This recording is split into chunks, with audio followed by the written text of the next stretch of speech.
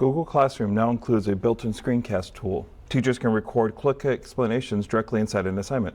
Inside the assignment instructions, click Record, Screen.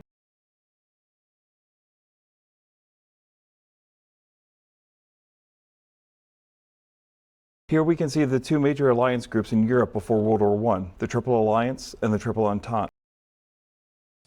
In 1914, Austria-Hungary declared war on Serbia. Because of alliance commitments, other countries quickly became involved.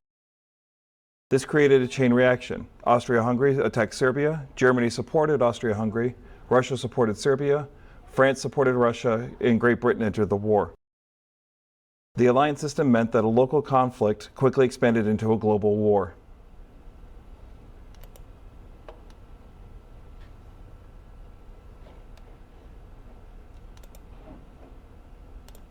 Here's what this looks like for students. When they open the assignment in Google Classroom, the screencast appears directly in the instructions.